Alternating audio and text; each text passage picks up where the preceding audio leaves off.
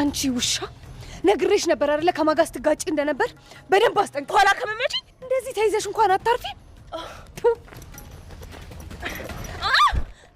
ኮሰረቴ አሁንም እሱን ስሜን አረሳውም እንዴ? እንዴት እረሳዋለሁ? ምግቡ ላይ ምን ጨመርሽበት ስልሽ ኮሰረት ያልሽኝ። አሁን እኮ ባለትዳር ነኝ። አንተ እኮ ነው እርዳታዬን ፈልገ መጥተህ የተለጠፍከኝ። አፈን ዝጋ እባክህ። እኔ ማንንም እርዳታ አልፈልግም። ለዛ ነው አንድ ተራ ነፍሰ ገዳይ ለዞም የጎዳና ልጅ ሚስትህን የነጠቀ። አፈን ዝጋ እሺ። ሰኒ የኔ ብቻ ናት። በህልምህ ነዋ። አሁን እኮ ምን እንዳታመጣ መቼም ኒናን አንተ እንዳገትካት እንዲታወቅብህ የሚፈልግ አይመስለኝም። አይደለም እንደፈለክ የዞርክ ልታወራ ይቅርና ለራሷ ለኒና ብትነግራት ራሱ ኒና በፍጹም አታምነህምሽ። አይ ምንም አልሆንኩም፣ ወድቄ ነው ምሩ። እኔ እኮ ስትቀሪብ ምን ሆነሽ ብዬ ነው። አይ ትንሽ ነው የመታኝ። ወደ ቤት ከሰው ጋር ተጋጭተሽ ነው አይደል? አይደለም ምሩ፣ አሁን ቤቱ ሰጂኝና ሁሉንም ነገር ቤት ነግርሻለሁ። ቤት ውስጥ ለአንዳንድ ነገር አጠፋሁት እና ለራሴም ቀሚስ ገዛውበት። አይ መግዛቱንስ እንኳን ገዛሽ?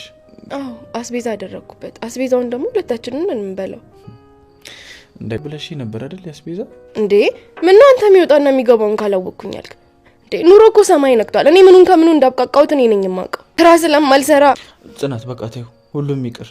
ይሄን ጭቅጭቅ እንዳትጀምሪ። አትጀምሪኝ። ቆይ እኔ ያለው እንዴ ተጨቃጫቂው እንኳን ከኔ ጋር ከመሄዳችን በፊት አፍልተን እንጠጣለን ተባብለን ነበር። ቀድሞ ደሜ ፈላ። በቃ እናንተ እንደፈለጋችሁ አድርጉትና ጠጡ። ሩትን መጠኑ ነገሩንና እኛ ሂሳብ እናወጣለን። መልካም ቀንሽ። አንቺ በቃ ስራ አላሰራም አልሽ እንዴ? ስራዬንም እየሰራው ላንቺ መሆን ይችላል አላልከኝም እንዴ? ሰኒ በሰላም እንግዲህ ወደ ራሷ ተመልሳ ከብዙ ካስነገጠቻቸው በኋላ ቤተሰቧን ግን ደግሞ በጥሩ ሁኔታ ሕክምናውን ጨርሳ ወደ ቤቷ ተመልሳለች። ጆከርም እንግዲህ ለራኬብ ለሰኒ እህት ያለውን በሞላ ሊነግራት ሲል ያ ማር የሚባል ሰው እየመጡ እንግዲህ ነገሮቹን በደንብ ሳያስረዳት የሰኒ እህትም ቁልፉን ተቀብላ አስወጥታችኋለች ማለት ነው። ተደባድበውም ጽናት በአንድ በኩል ደግሞ በአንድ ጤና ትሆናለች። ሰላማዊ ሆና ሚናንም ይቅርታ ጠይቃ ምግብ አዘጋጅታ እንብላ ስትላት ሚና ደግሞ ምን ተገኝቶ ነው እንዴ ምግብ እንብላ ያለችን? በንዴት ውስጥ እኮ ብዙ ተንኮል ይሰራል በማለት ምግብን ለመብላትን ፈርታ ነበረ። ታዲያ በሰላም እንውላለን ብሎ ኪራ አስቦ ነበረ። ታዲያም በፍቅራቸው መሀል ጥሩ ነገር እያወራች ሳለ በመሀል ደግሞ ተጣልተዋል። ሰኒም ጋር ሲሄዱ መንገድ ላይ በጣም ተጨቃጭቀዋል። ሰላም ጤና ይስጥልኝ ክብሯንና ክብሯን የቻናል ቤተሰቦች ሰላማችሁ ይብዛልኝ በያላችሁበት። ጽናት ድራማ እንግዲህ በጣም ውስብስብ የሆነ ነው የመጣው። አስተማሪና እንዲሁም አዝናኝ ሆኗል። ነገር ግን ጽናት አሁን ላይ በጣም ትልቅ ችግር ውስጥ ነው ያለችው። ማንም ሊያውቅላት አልቻለም። እንግዲህ ውስጧን በጣም ተቀይራለች ማለት ነው። ሙሩ ደግሞ አሁን ላይ ደግሞ የበፊቱ ፍቅረኛው ጋሸን እያዋራቻቸው ስላየች በቃ ናሆሜ ይተወኛል በማለት በጭንቀት ውስጥ ነው ያለችው። ሰርጓ ደግሞ እየተቃረበ ነው። ታዲያ የናሆሜ ፍቅረኛ የነበረችው ሀዊንም መታ በድንጋይ ጥላታለች። እንግዲህ ጆከር ለሰኒ እህት ራኬብ ሁሉንም ነገር ለመናገር ነገሮችን ጀምሮላት ነበረ። ስፒድን ታውቂዋለሽ አደል በማለት እሱን እንግዲህ ታዲያ ከሰኒም ጋር ያገናኘውን ነገር እየነገራት ነበረ። ሰኒ ኃይለኛና እንደገና ደግሞ ሀቀኛ ስለሆነች ወደድኳት፣ ምንም ባይኖረኝም ግን ደግሞ አፈቀርኳት። በዛ መሀል ላይ ደግሞ እሷ እንድትጎዳ ስላልፈለግኩኝ እሷን ለማዳን ስል ስፒድን ሲል ወዲያው ደግሞ እውነቱን ሳይነግራት ያ ተንኮለኛ ሰውዬ መጥቶባቸዋል። ታዲያ አንተ ደግሞ ምን ልሰራ ነው የመጣሁ እዚህ? እንዲያውም ቁልፉን አንጡና ሁለታችሁን ከዚህ ቤት ውጡልኝ በማለት ራኬብ በንዴት ትናግራቸዋል። ታዲያ ያ ተንኮለኛው ሰውዬ እኔ ምን አጠፋሁኝ እሱኑ በይው እንጂ ሲላት ቁልፉን ተቀብለዋለች። ጆከርም ደግሞ አንተ ነህ ይሄ ሁሉ ሰኒና እኔ ቶሎ እንድንጋባ ያደረገን መንስኤው የሱ ነው በማለት አንተ ተንኮለኛም ብለው ሁለቱም ደግሞ በነገር እዛው ተያይዘው ተደባድበዋል። ታዲያ ሰኒም በመሀል መጣ ለጆከር አግዛ ልቀቀው በማለት እሷንም አንስቶ ወርውሯታል። በዛ መሀል ታዲያ የራኬብ በጣም ተናዳ ሁለቱንም ከቤቱ አስወጥታለች። ያ ተንኮለኛው ሰውዬ ታዲያ የሰረቀንና ተንኮል የሚሰራን ሰው መለየት አለብሽ በማለት ራኬል ይናገራታል። ምናልባት ሲሰርቅ ያየውን ሰው የምትከተለው ልምድ ልትወስድ ሊሆን ይችላል በማለት ነበር ቁልፏንም የተቀበለች። ታዲያ ጆከርም ቀጥል በቃ የጀመርክልኝም ብላ ስትጠይቀው ነበረ። ጆከር መናገር አቅቶት በዝምታ ውስጥ ተዋጠ። ከዛም የሆነ ነገር አጥፍታችሁ ራኬብ ጎበዝ ትለኛላችሁ ብላችሁ ነው የምትመጡት በማለት ነበረ ታዲያ ከቤቷ የሚያስወጣች። ጽናትም እንግዲህ ምግብ አዘጋጅታ በጠዋቱ ሚናን ትጠራና ነይ ቁርስ እንብላ ትላታለች።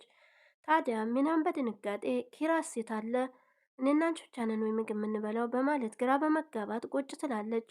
አዎ እንደውም ቤ በማለት ሳህኑን አንስታ ወጡንም አድርጋ ስትሰጣት በጤናሽ አይመስለኝም ነይ እንብላ ያልሽኝ በማለት ምን አስበሽ ነው ምትትል አንቺም መጥፎ ነገር ነው ወይ የምታስቢው ስትላት እንደዛ ሳይሆን እኔና አንቺ ተጣልተን ተጋጅተን አሁን ደግሞ በድንገት ነይ ምግብ ስትብይ ስትኝ እኮ ግራ ገብቶኝ ነው ትላታለች። አንቺ ላይ ክፉ መሆን ፈልጌ አይደለም፣ ግን ደግሞ ስናደድ ምንም ነገር አላውቀውም ታውቂያለሽ አይደለ ስትላት፣ ግን ደግሞ እኔ ላይ እንደዚህ ሆንሽብኝ አታውቂም በማለት ሚናም ትናገራለች። ሚናም ታዲያ የተሰማትን ነገር ትናገራለች። መሄጃ እንደሌለኝ መውጫ እንደሌለኝ ምንም ሰው ዘመድ ጠያቂ እንደሌለኝ አድርጌ ነው ውስጤ የተሰበረው አንቺ ስትናገሪኝ በማለት ነግራታለች።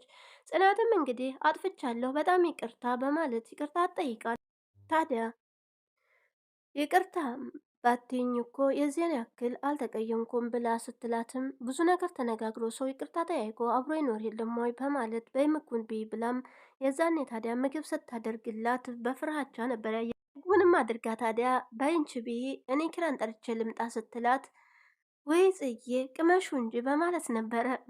ሚናም ታዲያ ምግቡን ከቀመሰችላት በኋላ አብረን እንሞታለን እንጂ አንላቀቅም በማለት ግን ደግሞ እኮ ምግብ ሆድን ይሞላል እንጂ የተሰበረ ልብንና ራስን አይጠግንም በማለት በራሷ ብቻዋን ታወራለች። ሞሩ ደግሞ በአንድ በኩል ሀዊን ትጠራትና ሀዊ ናሆሜ የቆየብኝ እስቲ አትክልቱ ቤት ጋር ሂጂና ገዝቶ ከሆነ ኤልኝ በማለት ልትልካት ትጠራታለች። ታዲያ ሰሞኑን ምን ሆነሽ ነው ለብቻሽ መቀመጥ አብዝተሻል ስትላትም ዝም ብዬ ነው ትላታለች። ታዲያ ዝም ብለሽማ አይደለም ብላ ስትጠይቃት ጸጸት ታውቂያለሽ፣ በህይወት ተጸጽተሽ ታውቂያለሽ፣ ይህን ምን ነው ባላደረግኩ ብለሽ ስትላትም ለሙሩ ሀዊ ሰው አይደለሁ ለምን አልጸጸትም በማለት ትነግራታለች። ታዲያ ሀዊም እኔም እንዳንቺ ይኸውልሽ ይሄ ጸጸት አለቅ ብሎኛል፣ ለምን እንደዚህ ያደረግሽ ብሎ በጸጸት ልሞትልሽ ነው በማለት ትነግራታለች።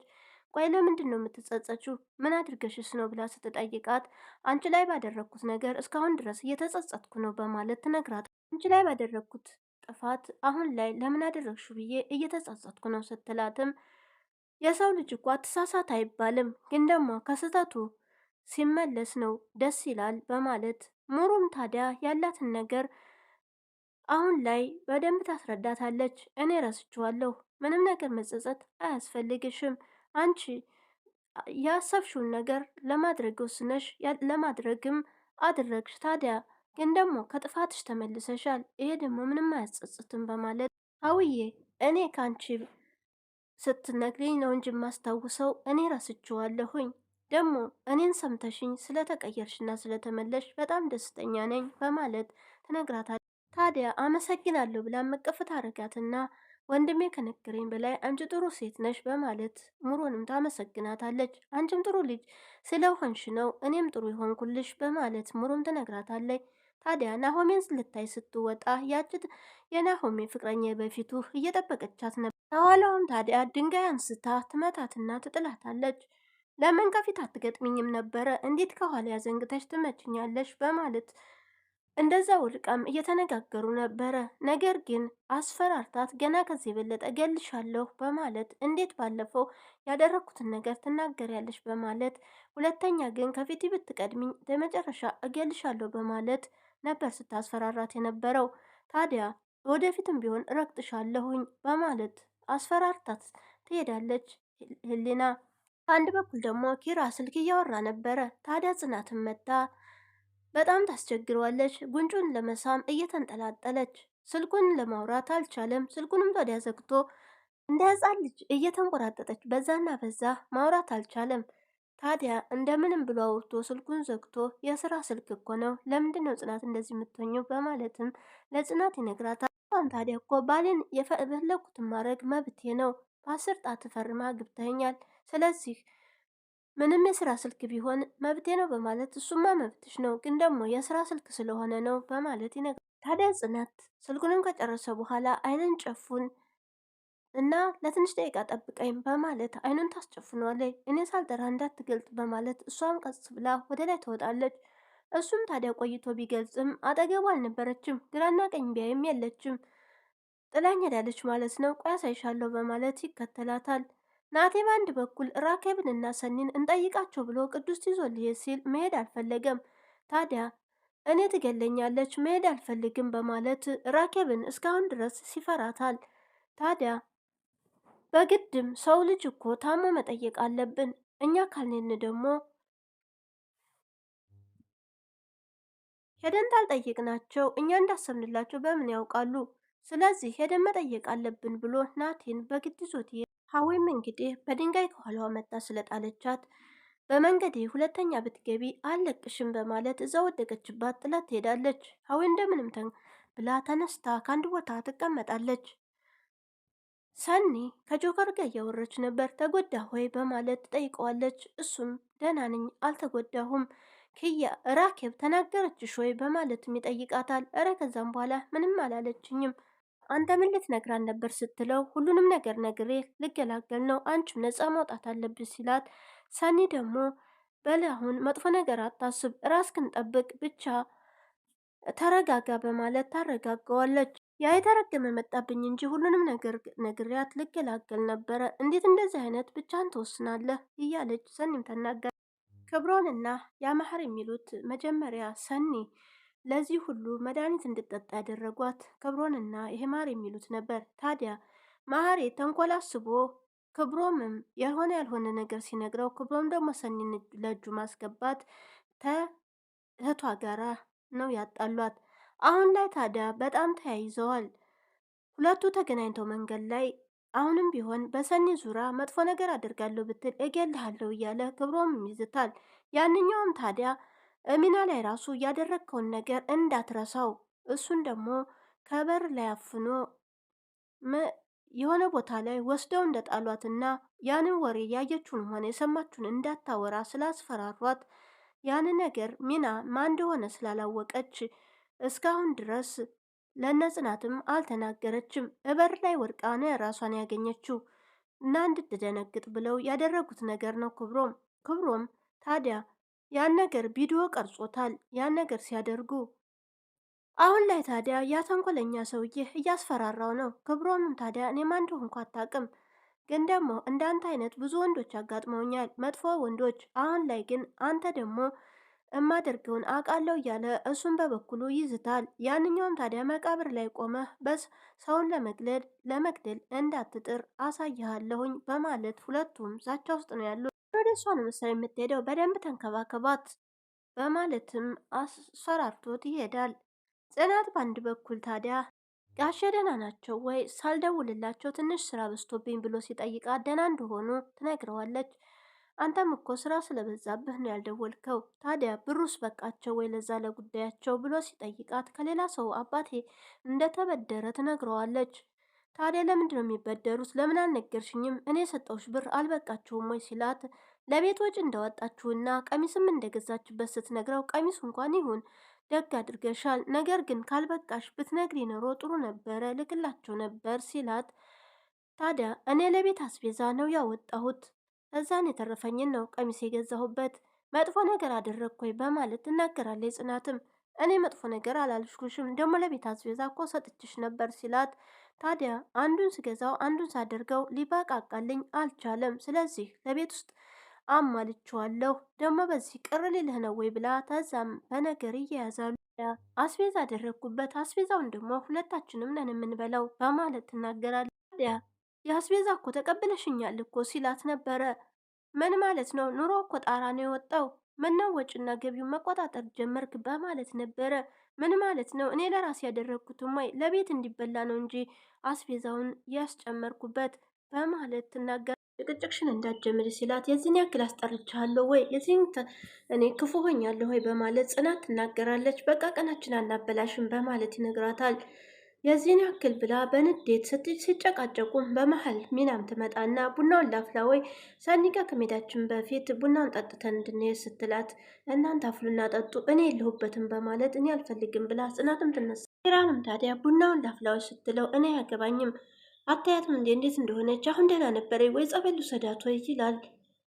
ታዲያ ሚናም ደግሞ ጽናትም አይደለችም ይች መንታቷ መሆን አለባት በማለት ለራሷ ታወራለች። ትንሿም እንግዲህ ከቤት ከወጣይ ጊዜና ሰዓት የላትም።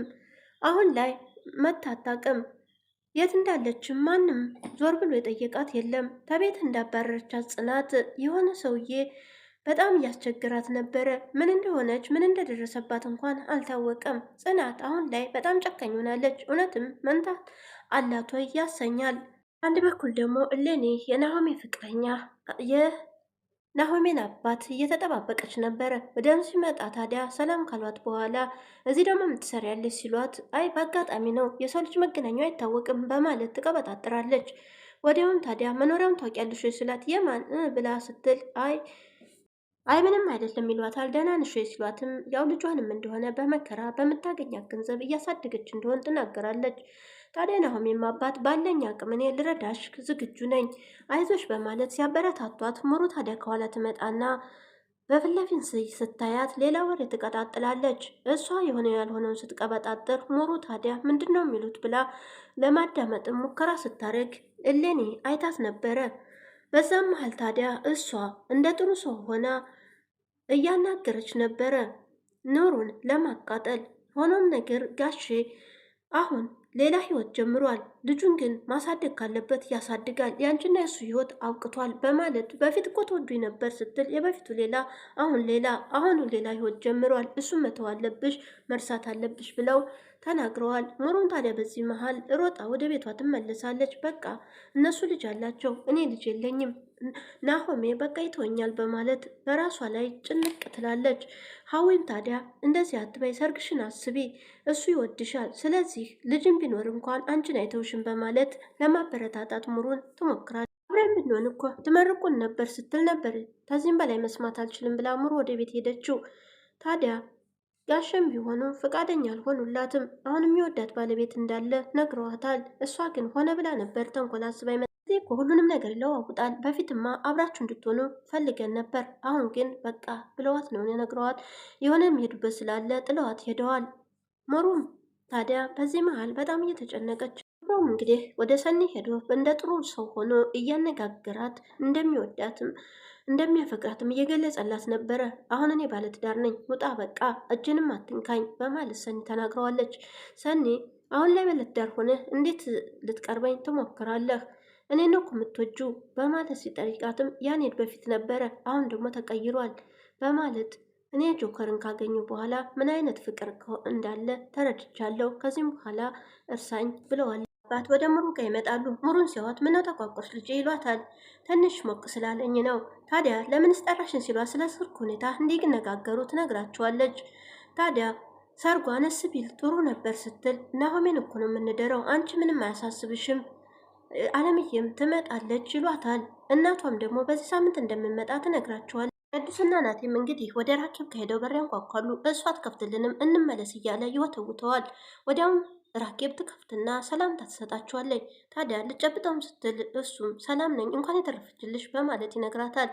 መምጣት ግን ገርሞኛል ስትለው አየህ ቅዱስ የኔ መምጣት አትፈልገውም አላልኩህም? እንግዲህ ሚናና ኪራም ጽናትን ሲጠሯት አልነበረችም። አሁን ጨርሻለሁ አላለችኝም ወይ የት ሄዳ ነው በማለት ኪራም ይጠይቃል። እኔ ምን አውቄ እንግዲህ ኩሽና ውስጥ ትሆናለች፣ ቤቷን ሳታስተካክል ሳታየው እሷ መውጣት አትፈልግም በማለት ሚናም ትነግረዋለች። ቢጠሯትም ስለሌለች ቤት ውስጥ እነሱ ተያይዘው ይወጣሉ። እንዴ እነዚህ ሰዎች ምን ሆናችሁ ነው? አሁን ደህና አሁን ደግሞ እንደዚህ በማለት ሚናም ታቁቶ መጣ። ቅዱስና ናቴም ወደ ውስጥ ሲገቡ ክብሮም ነበረ። ናቴ ታዲያ እንኳን ፈጣሪ ሳይጨርሽ ማረሽ ይላታል። አባብሉ ጠፋብህ ወይ ምን ማለት ነው በማለት ሰኒም ትጠይቃለች። ክብሮም ታዲያ ጨርሶ ይማርሽ ነው የሚባለው በማለት ይነግረዋል። ትምህርት ቤት ላስገባ ሆይ ምን ይሻለኛል ስንቴ ነው ማስተምር ብሎ ቅዱስም ይናገረዋል። ታዲያ ጨርሶ ይማርሽ እኮ ማለት አይማርሽ ማለት ነው፣ ስለዚህ ነው በማለትም በብቻ በመሃላቸው ክርክር ጀምረ። ታዲያ ራከቤም ስትመጣ ናቲ የተለመደውን ራከብ የሆነ ነገር ይናገራል። ሁሉም የመኝታ ቤቷ ለመግባት ፈልጋ ስለነበረ ክብሮም ላስገባት ወይ ይላል። ራኬብ ደግሞ እኔ እያለሁ አንተ ምን ቤት ነህ በማለት ተናግራው እህቷን ይዛ ትገባለች። ናቲም ታዲያ እሷን ሳይኮ ሽንት ሽንት ነው የሚለኝ፣ ሳይፈልግ ይመጣል፣ ኩላሊቴም ይታመማል በማለት ክፉን ነገር እየተናገረ ነበረ። ታዲያ ክብሮምም እስከ መቼ ነው ይቺ ሴት እንደዚች የምታናግረኝ በማለት ይናገራል። ቅዱስም ታዲያ እንደዛ አይባልም እህቷ እኮ ታማለች በማለት እሱን ወደ ውጭ ይዞታል። ናቲም ታዲያ ሽንት ቤት ገብቶ ነበር። ራኬብ ስትመጣ ናቲ አልነበረም፣ ሁሉም ወደ ውጭ ወጥተዋል። ራኬብም ቁጭ ትላለች። ናቲ መጣና ሲያት በድንጋጤ እየተንቀጠቀጠ ወይኔ ዛሬ በቃ አለቀልኝ ጥሎኝ ወጣ አይደል በማለት ይቀመጣል። እሷም ጎኗ ሄዳ ቁጭ ትላለች። ምን ትሆን እንግዲህ በማለትም እሷም ለስለሷ ጥሩ ነገር እንደማያወራ ስላወቀች አትንቧቅቧቅ በማለት ትናገረዋል። ጽናትም እንግዲህ ፊት ቀድማቸው ነበርና ከኋላ ሲደርሱባት እንደዚህ ሆነ ነው ሰው ቤት የምንሄደው ይላታል። ታዲያ ሰው የምን የሚለውን ነው የታየህ አይደል አንተ? ሌላው ምንም አይመስልህ? እንደዛ ማለት አይደለም። ሰው ቤት ስንሄድ ደግሞ የሆነ ነገር ይዘን መሄድ አለብን በማለት ይጨቃጨቃሉ። መሀል ሜዳ ታዲያ ሚናም ቀደም ትልና አዎ እንግዛ ትላለች። እኔ እናንተ ሰራተኞቹ ግዙና ሄዱ፣ እኔ ግን ስራ ስለሌለኝ ምንም ገዝቼ መሄድ አልችልም። ታዲያ ደግሞ ይሄ ምን የሚሉት ነው ስትላት፣ አንቺ ባይገባሽም ኪራም በደንብ ገብቶታል። ታዲያ ምን እየሆንሽ ነው አንቺ ልጅ? ለጋሽ ብሩ ምን አላክሽም ማለት ነው ወይ የሚያስቆጣሽ እንደዚህ በማለት ኪራሚና ጽናትም እንግዲህ ታዲያ እንደዚህ ሆነን አንሄድም እኔ ቀራለሁ ብሎ ክብሯን ሲል እናንተ ሄዱና ጠይቁ የኔ ፊት አይደል የደበረ እኔ ቀራለሁ በማለት ትነሳለች። ኧረ ጽናትም እንደዚህ አትሁኝ በማለትም ታዲያ ሚናንም እዚህ ውስጥ አትግቢ አንቺ አያገባሽም የራሽን ህይወት ኑሪ በማለት ትናገራታለች። ኪራም ግራ ተጋብቷል። በመንገድ ላይም በጣም ይጨቃጨቃል። ስም ቤት እየጎዱ ለሰው መቆርቆር ነው አይደል ብላም ትናገረዋለች። ታዲያ ክብሯን መንገድ ላይ መጨቃጨቅ የለብንም እቤት ስንገባ እንነጋገራለን ታይ በቃ በማለት ጽናትን በግድ ይዛት ወደ ሰኒ ጋር ለመሄድ ሰኒ ካለች ትቀየምሻለች ምን ልበላት ስትቀሪ ስትላት የፈለግሽውን በይ ትላታለች። በግድም ታዲያ ይዛት ትሄዳለች። ኪራ ጥሏቸው ሄዷል። ጋሸም እንግዲህ ቤት ውስጥ እየጠበቁ ነበር የናሆሜ አባት። ናሆሜም ወዲያው ይመጣል። ሴት ናት ብሎ ሲጠይቅ እንግዲህ ንቁር እንግዳ የመጣባቸው ይመስል ጠብ ደግፍ እያሉ እኔን ሊያስተናግዱ ውስጥ ናቸው ይላሉ። ጋሸም ታዲያ እንድሳደውልልኝ መጣ ሲላቸውም ቆንጆ ሚስትና ትህትና ያላት ሚስት ማናግባለህ፣ ስለዚህ እኔ አንተን ምን ብዬ ነው የምደውልልህ በማለት ይናገሩታል። በቃ በሙሩ ቀየርከኝ ማለት ነው አባዬ በማለትም በሁለቱ ይቀላለዳሉ። ሙሩም ታዲያ ወዲያው ትመጣና ቆየሁባችሁ አይደል በማለት ቁጭ ትላለች። ታዲያ እኔ እኮ ገና መምጣቴ ነኝ ብሎ ናሆሜ ግራ ይጋባል። በፊት እኮ ሮጣ ነው የምትጠመጠምብኝ፣ በዛ ላይ ደግሞ ምግብ እንኳን በእጄ እንዳልበላ ነው የምታደርገኝ። አሁን በቃ ተቀየርኩ ማለት ነው በአባዬ በማለት ይቀል ታዲያ አንዳንዴ እንደ ህፃን ልጅ ታቅፋ አግሳ እያለች ጀርባን ትመታለች ማለት ነው ሲላቸውም አዎ አንዳንዴ እንዳደርጋለች። እንደዛማ ከሆነ ሚስት ሳይሆን ዳይከር ነው የገባኸው በማለት ይናገራሉ። ሙሩ ግን በሀሳብ ጭልጥ ብላ ነበረ። ታዲያ እኔን በምንም አትቀይረኝም አደል ናሆሜ? ምንም ቢፈጠር አትተወኝም ወይ በማለት በተደጋጋሚም ትጠይቀዋለች። እሷም ታዲያ በሀሳብ ጭልጥ ብላ ስለነበረ ሙሩ ምን ሆነሽ ነው ይላታል። እኔ እንጃ ትንሽ ዛሬ ፀሐይ ስለመታኝ አሞኛል፣ እዛ እያሰብኩኝ ነበረ በማለት ትናገራለች። ታዲያ ቡና ላፍላ በቃ ልበላት ለሐዌ ብላ ብድግ ትላለች። ዛሬ ጥሩ ሙድ ላይ አይደለችም በማለትም ናሆሜ ቆይ ልናገር ለያት ብሎ ብድግ ይላል። ናሆሜ መኝታ ቤትም ሲገባ ተግዛ ስለነበረ ናሆሜ ያላንተ ማንም የለ እንዳትተወኝ ብላም ትነግረዋለች። እኔ እኮ የመጨረሻዬም ነሽ ከአንቺ ሌላ ማንንም እንደማያይ ቃል ይገባላታል። ታዲያ ተያይዘውም ወደ ሳሎን ይወጣሉ። ቪዲዮ እዚህ ጋር አብቅቷል። ቀጣይ ምን ይፈጠራል? ላይክ፣ ሰብስክራይብ፣ ሼር በማድረግ አበረታቱኝ። በያላችሁበት ሰላማችሁ ይብዛልኝ። ባይ